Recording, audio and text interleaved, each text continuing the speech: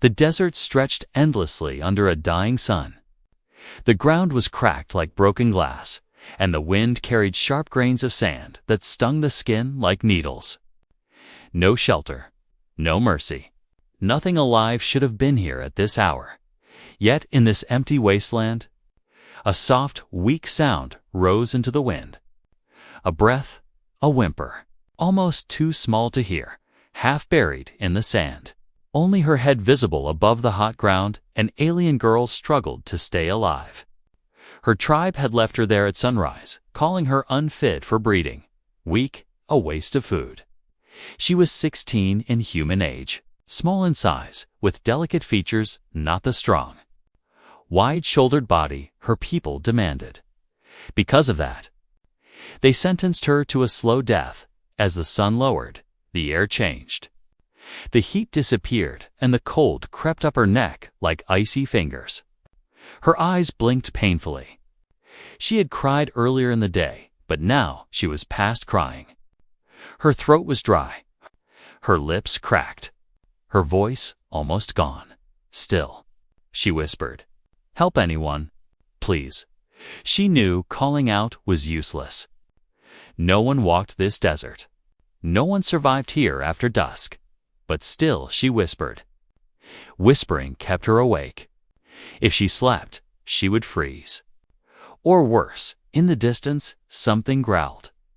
A low, rumbling sound. A hunting sound. Her heart raced. She tried to turn her head, but the sand held her like stone. Tears gathered in her eyes again.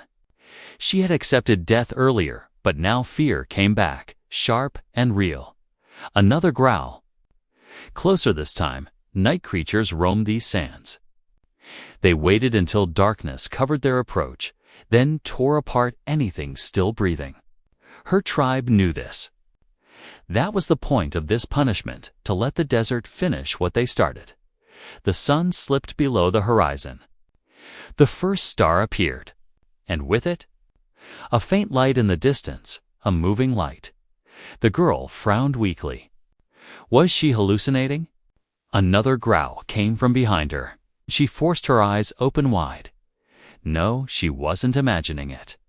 A small rover was rolling across the sand, old and rusty, powered by a low-humming engine. Its headlights cut through the darkness like two sharp knives.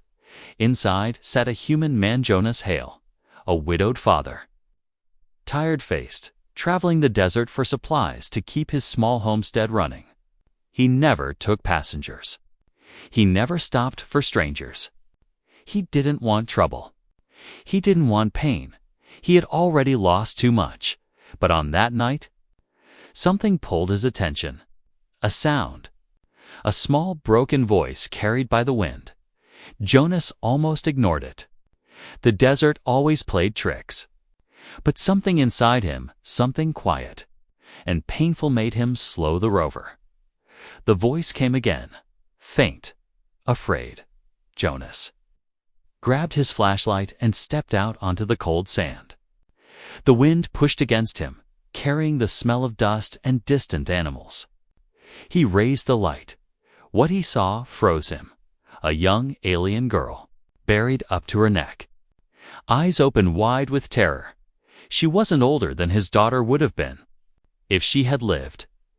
Jonas's chest tightened. He took a step closer. "Hey, can you hear me?" Her lips trembled. "Please, help. Don't leave." Behind her, shadows moved fast, silent shapes circling the area. Desert predators. Jonas understood immediately. They had come for her. He didn't think twice. He threw his pack on the sand and dropped to his knees. "Stay awake," he warned her as he began digging with both hands. The sand was cold and heavy, clinging like wet clay. Every handful felt too slow.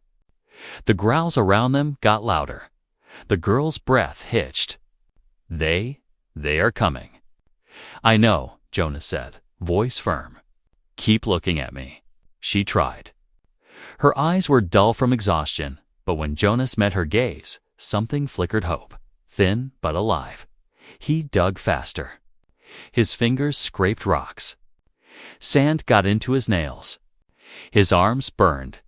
Finally, her shoulders came free. Jonas grabbed her under the arms and pulled. She gasped as her body came loose from the tight sand that had held her like a grave. He lifted her up and almost staggered. She was light as air, thin, starved, trembling violently.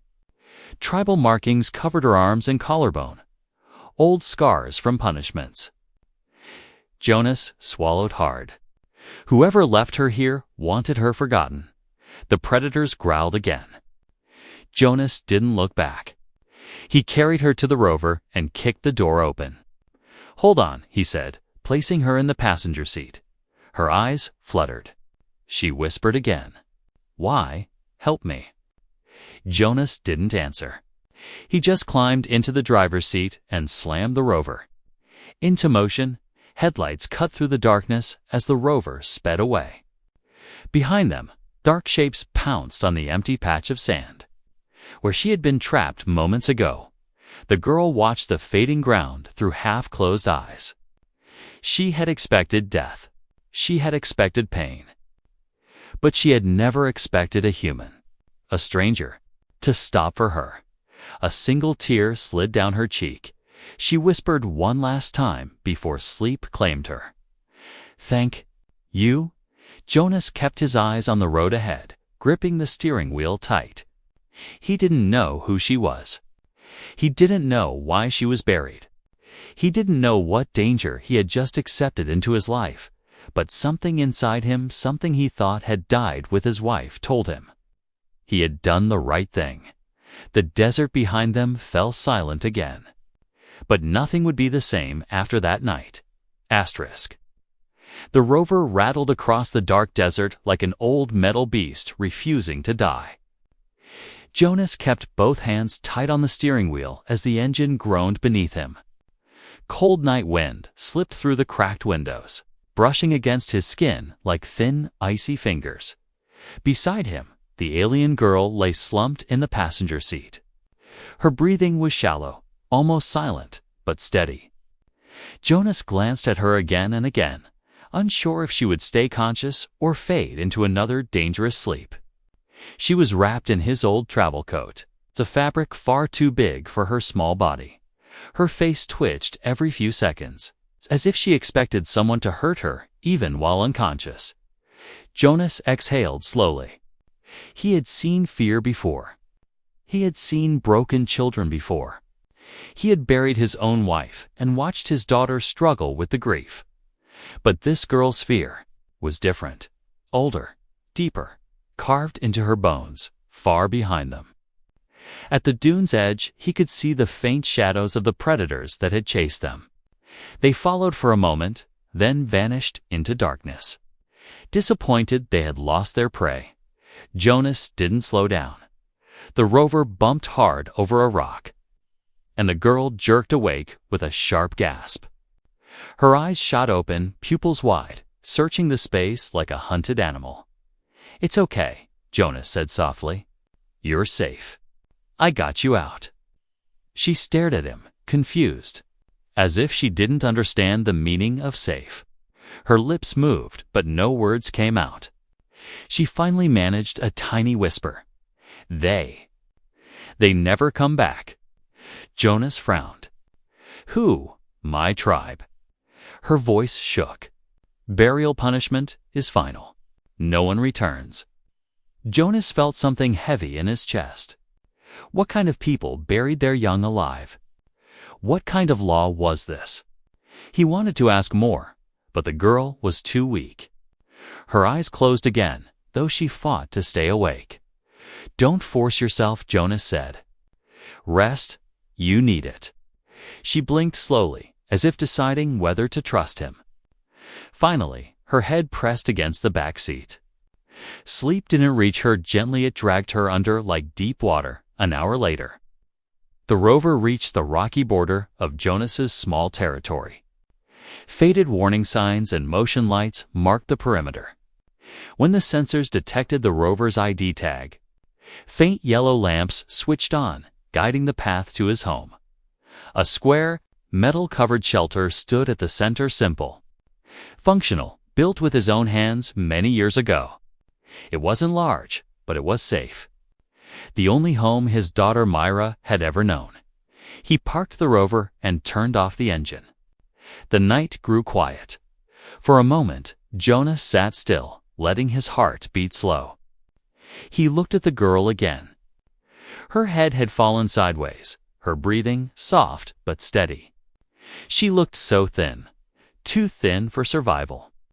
Her skin was pale, her hands covered with cracked tribal markings. Her fingers shaking even in sleep. Jonas lifted her gently, careful. Slow, one arm under her knees and the other behind her back. She was featherlight, as if barely held together. As soon as he carried her inside the house, the old wooden door creaked open. Myra stood there, holding a dim lantern.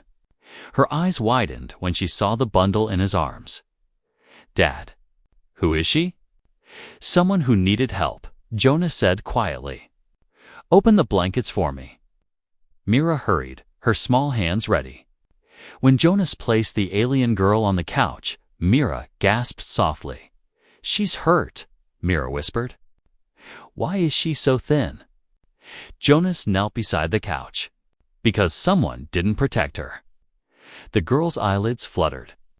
She tried to sit up, but her strength failed. Myra quickly placed a pillow behind her back. "You're safe here," Myra said gently. "No one will hurt you." The girl stared at her, confused. A kindness seemed strange to her, foreign. Surprising, Jonas brought a cup of warm water. When he held it near her lips, the girl froze, almost afraid to accept it. Jonas nodded slowly. "It's okay. Drink." She took a small sip. Water hit her tongue, and she drank faster, desperate, almost panicked. Jonas gently guided her hand. "Slow. Slow down." She stopped and looked up at him again. Her eyes shimmered. "You came back for me." Jonas paused. Something in that sentence stabbed him harder than a blade. Someone must have promised her that before. Someone must have left her to die. "I didn't leave you," Jonas said. "And I won't." The girl's lips parted slightly, almost a smile, but then exhaustion pulled her down again. Her body relaxed. She fell into a deep, safe sleep for the first time in her life. Jonas covered her with a blanket. Myra sat beside her quietly. Outside, the desert wind howled, but inside, the house was warm. For the first time in a long time, Jonas felt the silence change. It felt less empty, less cold, like something new had finally stepped into their broken world. Morning arrived slowly over the quiet homestead. Pale sunlight touched the metal roof, warming the cold air inside. Jonas had been awake since dawn, fixing the old generator, checking the perimeter sensors, and keeping an eye on the girl sleeping on the couch. She hadn't moved much. Her breathing was soft, steady, almost peaceful. It was the first peaceful moment he'd seen on her face since he found her in the desert. Myra tiptoed into the room with a bowl of soup she had warmed on the stove. When she looked at the alien girl, her eyes softened. "Should we wake her?" Myra whispered. Jonas shook his head. "Let her rest. She hasn't had real sleep in who knows how long." As if hearing their voices, the girl stirred. Her eyelids fluttered, and she slowly opened her eyes. For a moment, she looked terrified, her body stiffening, breath catching. Her hands gripped the blanket as if expecting someone to pull it away. Jonas lifted both palms gently. "It's okay. You're safe." The girl scanned the room, confused by everything: the warm blankets, the soft couch, the smell of real food. The calm space, with no shouting voices, no dust, no cruelty. This was not her world. This was not anything she had ever known. Myra took a small step forward. "We made food for you. It's warm." The girl blinked, unsure. "Food, given freely." She wasn't used to that. Back in her tribe, she was fed only when she proved useful. When she failed, punishment followed. Jonas pulled a chair closer to the couch and sat down. "Do you remember your name?" The girl stared at the blanket. Shame crossed her face. "We, unfit ones, are not given names." Myra's heart sank. "No name at all." The girl shook her head. "Only numbers. Mine was 13. Jonas clenched his jaw. "A number, a label, like livestock." He exchanged a glance with Myra, both thinking the same thing. "Then you won't be 13 here," Jonas said firmly. "We don't use numbers for people." The girl looked up at him, her eyes trembling with something between fear and hope. Myra smiled. "We can give you a real name. You deserve one." The girl almost flinched at the word deserve, like she wasn't sure she was allowed to deserve anything. Before she could answer, Myra handed her the warm bowl carefully. "Try it slowly. It might be hot." The girl sniffed it first, cautious. Then, with small, shaky hands, she took a spoonful. Her eyes widened at the taste of simple human soup, but to her, 'twas something unbelievable. Warm, kind, safe. She swallowed quickly. Then ate another spoonful, and another, unable to stop. Jonas placed a steadying hand on the bowl. "Easy. There's more if you want." The girl slowed, nodding. For a moment, the house felt strangely alive. Not silent, not lonely, but full of something gentle. Later, Jonas stepped outside to fix the solar panels. Myra stayed inside with the girl, sitting near the couch, watching her explore the blanket with her fingers as if it were some soft treasure she had never touched before. "You can look around," Myra said. "This is our home." The girl hesitated, but then her curiosity carried her. She stood slowly, her legs weak, shaking, but she managed to take a few small steps. She wandered around the room, touching the wooden table, the metal shelves, the lanterns, Mira's drawing board with scattered pencils. Everything seemed strange to her, but also warm. Myra's voice broke the silence. "Do you want to see my room?" The girl turned, unsure. "I don't want to disturb." "You won't," Myra said kindly. "Come." She followed Mira down the narrow hallway. Myra pushed open a small door, revealing a room filled with bright drawing stars, planets, flowers, small animals, and a huge picture of Jonas lifting Myra when she was younger. The girl stepped inside slowly, stunned. Her tribe never let children draw. Children worked. Children were judged. Children were shaped for roles, strong or dead. Nothing more. She touched one drawing of a star, glowing in blue ink. "You made this?" Mira nodded proudly. "Yes. My mom taught me before she passed." The girl's expression softened. "It's beautiful." Her voice trembled on that last word. Beautiful was not a word she had ever been allowed to use. Myra sat on the bed, patting the space next to her. "You know, you can stay here if you want. Not forever. Just until you get strong." The girl sat carefully. The bed was soft. She sank into it with surprise. Then she whispered, "Why are you both helping me?" Mira tilted her head. "Because you needed help." The girl swallowed hard. No one had ever helped her simply because she needed it. "Human homes are strange," she whispered. Myra smiled. "Maybe, but they can be good too." The girl looked around again. For the first time in her life, she felt like she was allowed to breathe. The wind picked up outside the homestead, brushing dust against the windows. Jonas sat at his small workbench cleaning his tools, but his mind wasn't on the metal pieces in front of him. His thoughts kept drifting to the girl who now slept in Mira's room. Her steps were still uncertain, her voice still small. Her eyes held fear even in moments of peace. Jonas. knew she carried a story, one that was heavier than her thin body showed in the evening. When the generator hummed softly and the house was warm, Jonas finally asked the question that had been sitting on his tongue since the night. He dug her out of the sand. "Can you tell us what happened to you?" The girl sat on the couch with Mira beside her, holding a blanket around her shoulders. She didn't answer at first. Her gaze drifted to the lantern flame flickering gently on the table. She took a slow breath. "It is not simple." Jonas nodded. "We have time." Her eyes lowered. "My people. They are not like humans." Jonas waited. "Our tribe believes strength is everything. A female must be strong, must have a wide body for breeding, must survive pain to prove her worth." Mira quietly tightened her grip on the girl's hand. The girl continued, voice trembling slightly. "They test us when we are young. They mark us. They judge every movement, every breath, every shape." She touched the thin scars on her arms. "I did not pass the test." Jonas kept his voice steady. "What kind of test?" "Pain," she whispered. "Wait, endurance. And then? The breeding judgment." Her eyes darkened.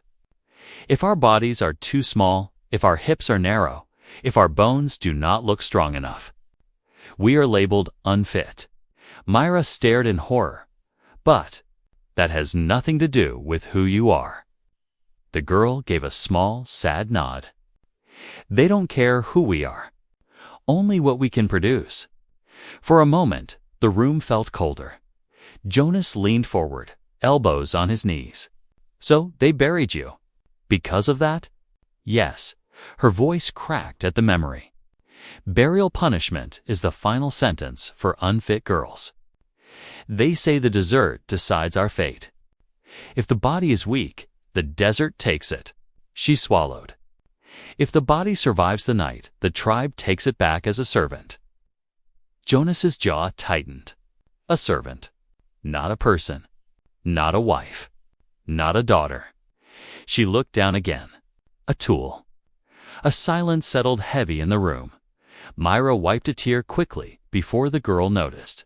"But you didn't survive because you were weak," Mira whispered. "You survived because someone saved you." The girl lifted her eyes, meeting Mira's soft gaze.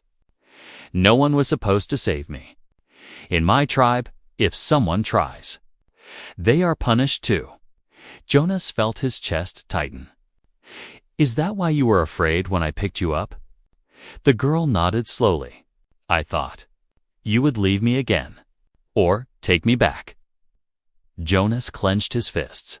"I would never take you back there." Her lips parted in a tiny breath of surprise. "You don't deserve what they did to you," Jonas added.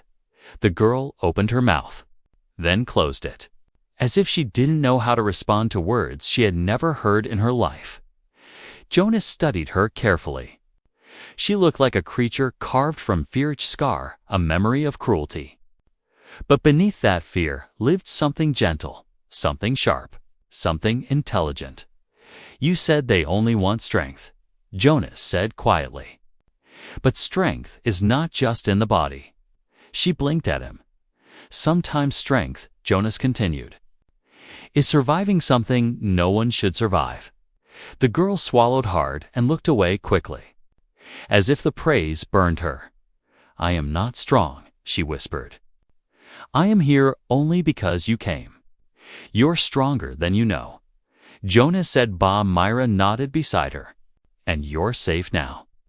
For the first time, the girl's eyes softened not with fear, but with confusion, and something like hope. But then she whispered, almost too quietly to hear, "They will come for me." Jonas's eyes narrowed slightly. "Your tribe." She nodded. "If someone escapes the desert alive, they return to claim them. Not to save them, to punish them for surviving." Myra's breath caught. "But this is our home. Dad will protect you." The girl shook her head. "You don't understand. They don't stop. They don't forgive." and they never forget the ones who disobey. Jonas leaned back slowly. He understood now. He understood the fear in her eyes, the constant shaking, the quiet flinches when a door closed too loudly to her past wasn't just cruelty. It was a threat that still lived. Jonas looked at the main door, feeling an old, familiar weight settling on his shoulders, the same weight he felt the day he had to protect Mira alone. He looked back at the girl, then let them come. He said slowly, "Because this time, you won't face them alone." The girl stared at him, stunned. No one had ever said those words to her, and for the first time, something inside her began to heal. Night arrived silently, wrapping the small human home in darkness. The desert outside was quiet, but it was not the peaceful kind of quiet, it was the heavy, watchful kind. The kind that made Jonas check the perimeter sensors twice, then 3 times. Inside, the alien girl sat near the window with Mira, trying to draw with a pencil for the first time. Her hands were still shaky, but Mira guided her. "Just hold it like this," Mira said. Showing the correct grip, the girl nodded and tried again. She pressed the pencil to the paper, forming a crooked line. Her eyes lit up as if she had created something magical. "It's good," Mira whispered. The girl gave a tiny smile, the second one Jonas had seen since she arrived. Something gentle was growing in her. Something her tribe had once tried to bury with the sand. But the peace didn't last. A sharp beep cut the quiet dot. Jonas snapped his head toward the wall panel. Red light. Motion sensors. Outer perimeter breached. Myra froze. The pencil dropped from the girl's hand. Jonas stood immediately, gripping the edge of the table. "Stay here," he said, his voice low and steady. "Both of you." But the girl's entire body trembled. She knew that sound. She knew what it meant before Jonas even reached the monitor. She whispered, "They found me." Jonas checked the screen. His jaw tightened. Shapes moved near the fence dark. Tall figures walking in a pattern that wasn't human. Myra rushed to the girl's side. "It's okay, Dad will take care of it." But the girl shook her head violently. "No, you don't understand. They do not leave without finishing the punishment." Jonas zoomed the camera feed. He counted them silently. 5, 10, 12, a whole retrieval group, armed with bone spears, curved blades, and tribal markings glowing faintly in the dark. The girl's tribe didn't come quietly. They came to reclaim what they believed they owned. Jonas stepped away from the screen and grabbed his shotgun from the cabinet. He checked the chamber, loaded the shells, and breathed deeply. He wasn't just preparing for a fight. He was preparing for a second life-or-death moment, like the one he faced when his wife died and he had to protect Mira alone. Outside, voices rose in harsh, guttural language, her native tongue. The girl understood every word. She understood the threats, the commands. Their leader stepped closer to the fence, calling loudly, "Return the unfit one. She survived our judgment. She belongs to us." The girl's hands shook uncontrollably. She whispered, "They will not stop, Jonas. If you hide me, they will burn your home. They do this to any who break the rules." But Jonas didn't flinch. He didn't take a step back. He looked at her with calm, steady eyes. "You are not theirs anymore." Her lips parted in shock. Jonas stepped outside, leaving the door slightly open. The cold wind rushed in, sending a shiver through the girl's thin frame. Mira held her hand tightly. "Dad's strong. You'll see." Outside, Jonas approached the fence slowly, shotgun in hand. Shoulders squared, the tribe leader stared at him, a massive alien with chest armor, made of hardened bone. "You interfere with our law," the leader growled. "Give her back, human. Or we take her after destroying everything you own." Jonas didn't blink. "She's under my protection now. The tribe murmured angrily. Spears slammed into the ground in warning. The leader's eyes narrowed with hatred. "You are alone," the alien said. "We are many." Jonas lifted the barrel slightly. "Maybe. But I only need one shot to make you rethink this." A tense silence fell. The kind of silence that could shatter into violence at any second. Inside the house, the girl's heart pounded painfully. She leaned closer to the window, tears gathering in her eyes. She had never seen someone stand for her, fight for her. Not once in her life. Her tribe believed she was worthless, unfit. But Jonas stood like she mattered. Mira whispered, "Look at him. He's not afraid." But the girl knew what her people were capable of. They will return, stronger. They will try again. And she wasn't wrong. The tribe slowly stepped back into the darkness, not retreating, but repositioning. Their leader pointed a long-boned spear at Jonas. "This is not over, human. We will return for what is ours." Jonas didn't lower his weapon. They disappeared into the desert shadows. But the fear they left behind stayed heavy in the air. Jonas stepped back inside, locking the door and lowering the blinds. The girl stared at him, breath shaking. Jonas met her eyes. "We'll face whatever comes. Together." She pressed a hand to her chest, her voice breaking. "No one has ever said that to me." Myra hugged her tightly. "You're not alone anymore." Outside, the desert wind howled, carrying the promise of danger. But inside the home, something new had taken root. A fragile, growing hope. The night grew sharper, colder, and more dangerous as the hours passed. Jonas kept the lights dim, the windows locked, and the shotgun close. Mira stayed beside the alien girl, both of them sitting quietly on the couch, listening to every sound outside. But the girl didn't sit still. Her hands trembled. Her breathing came fast, shallow.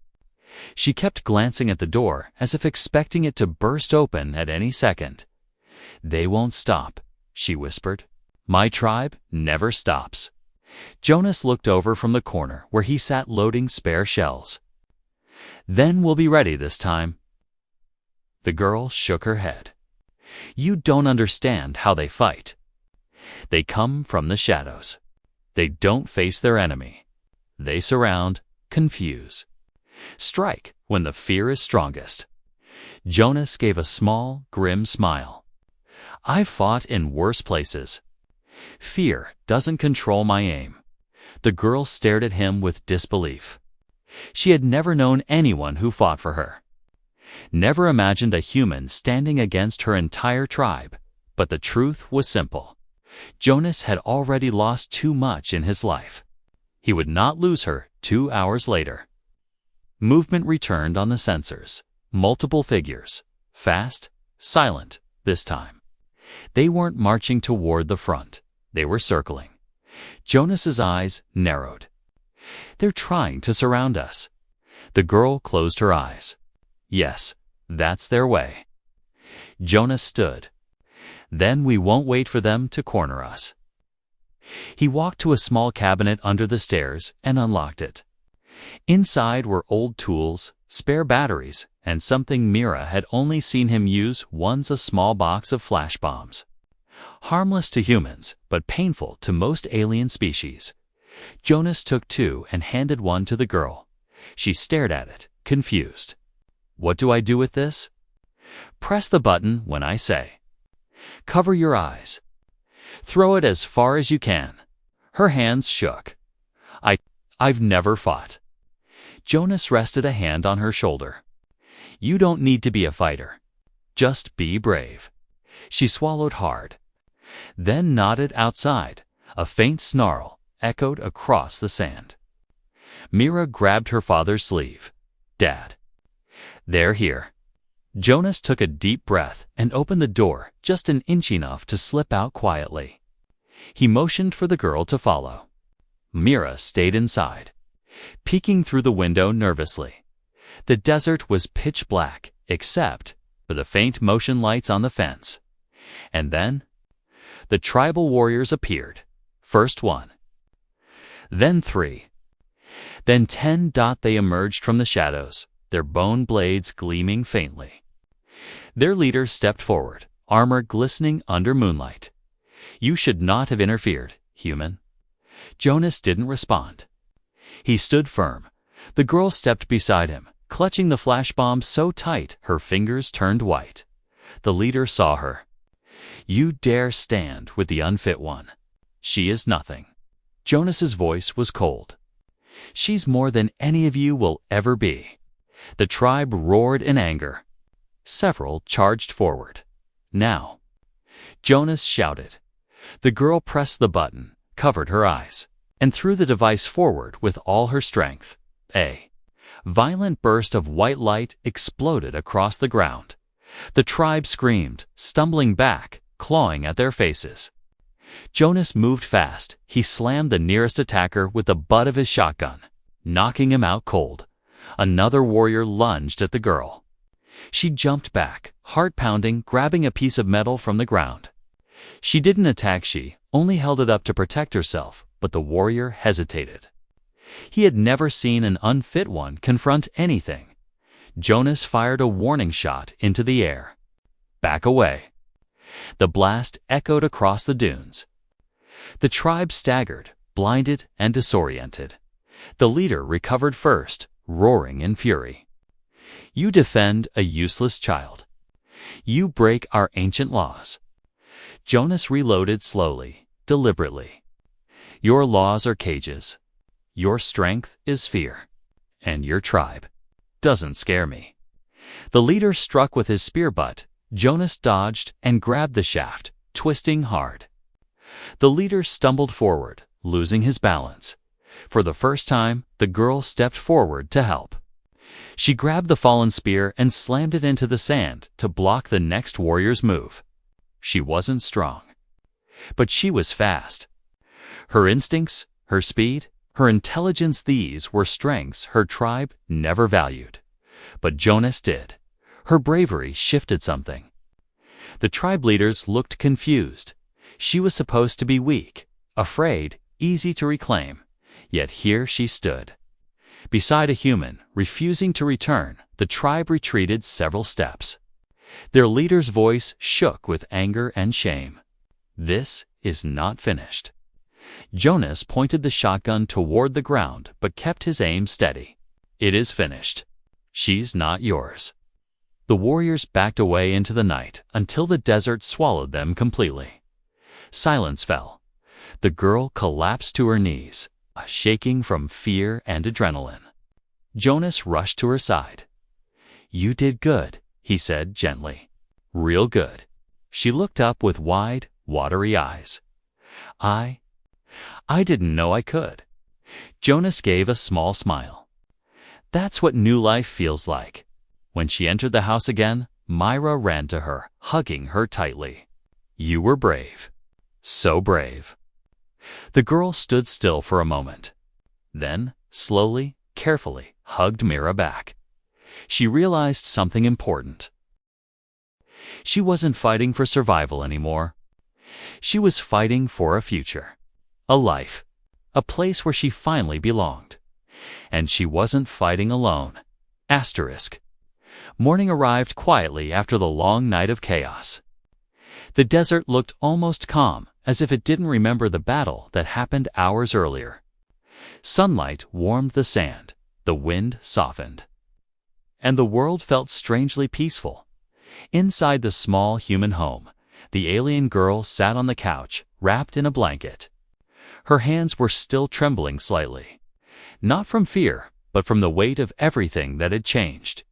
Jonas stood near the kitchen, fixing the generator wires for the third time, pretending to be busy. Myra sat next to the girl, drawing again, her feet swinging above the floor. None of them spoke at first. It was the girl who broke the silence. "Why did you do it?" she whispered. Jonas looked up. "Do what?"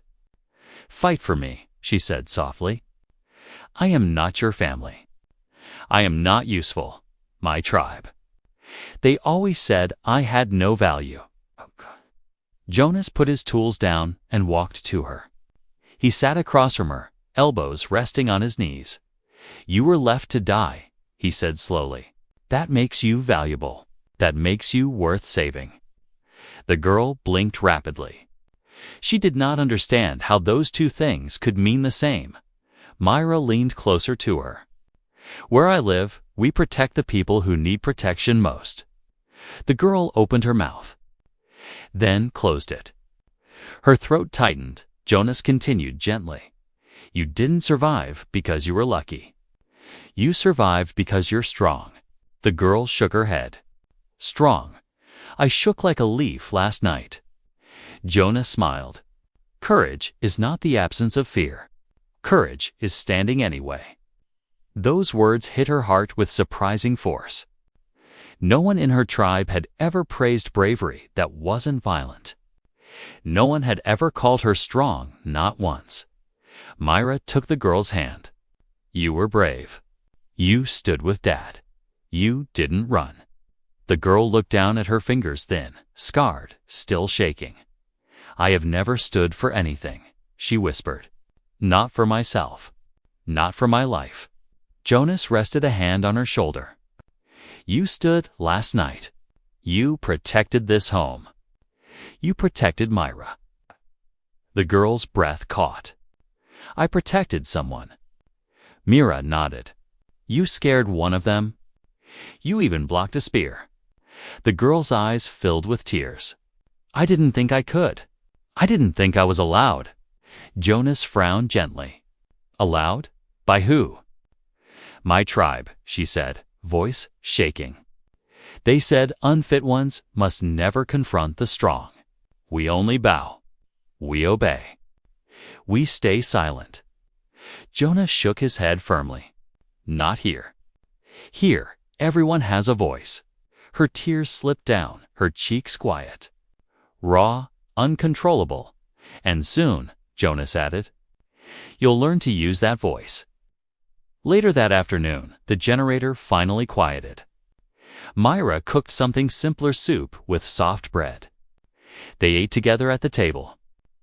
The girl took small sips, still trying to understand why she was sitting here, a place at the table. Food she didn't earn through pain. Warmth she didn't have to beg for. Safety she didn't expect. At one point, Myra looked up and asked, "Do you want a name now?" The girl froze. Her spoon stopped halfway to her mouth. A name. A real one. Not a number. Not unfit one. Not 13. "I don't know what name to choose," she whispered. Jonas smiled. "Then choose something that feels like a beginning."